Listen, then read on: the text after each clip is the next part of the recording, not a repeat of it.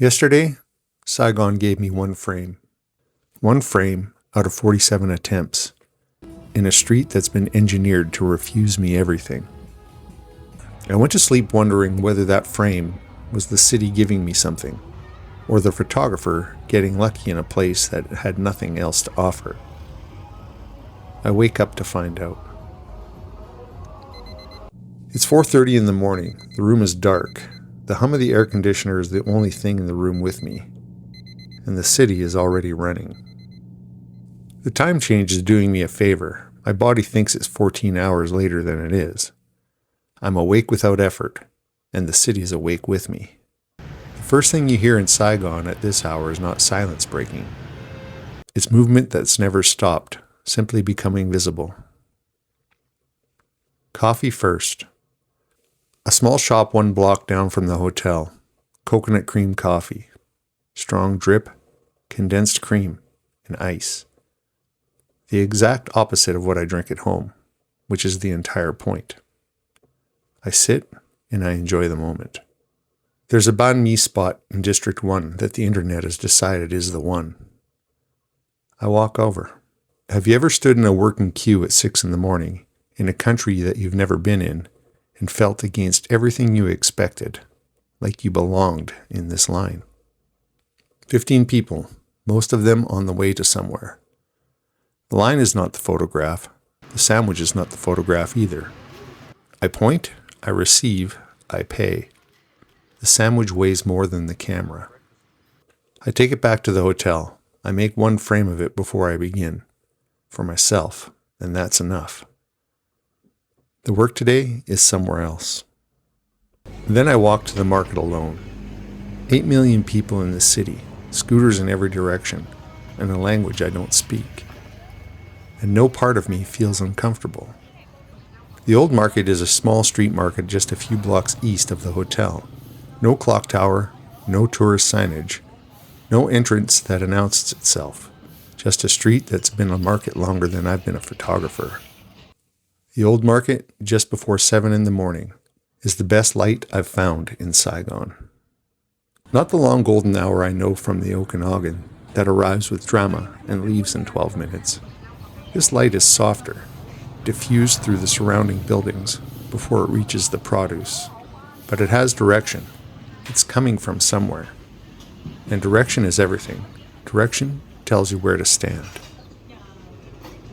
What this morning is about to teach me in a market that I've never walked is that yesterday's lesson was not the whole lesson.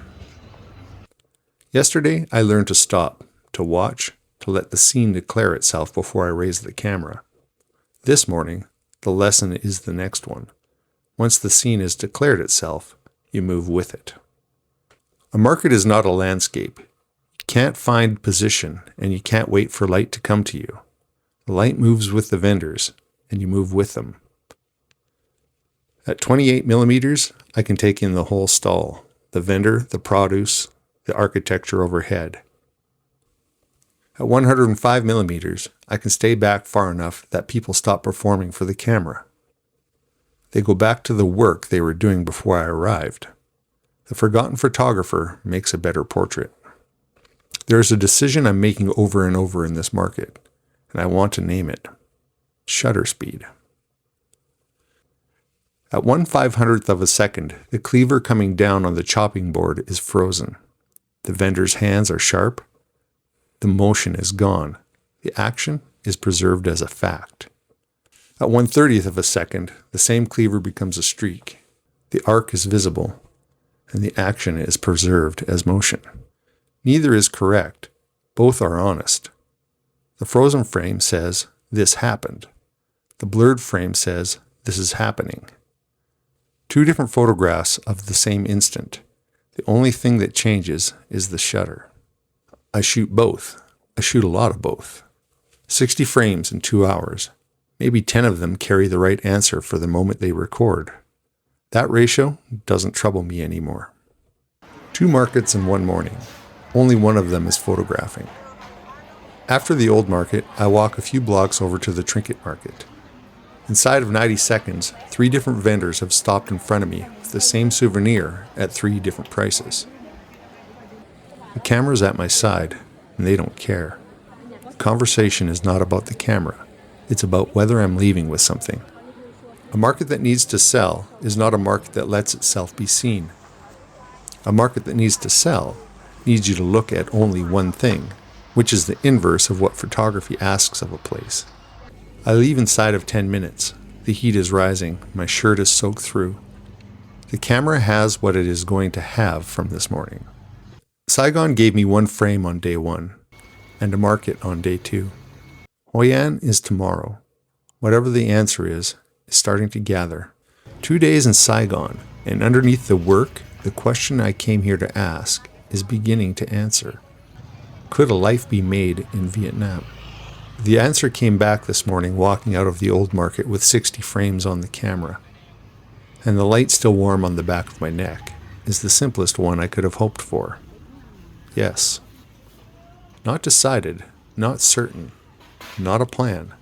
Just a yes that arrived honestly, with the camera at my side and the morning still in front of me. I went to Saigon to find out whether the practice would hold up somewhere it had never been tested.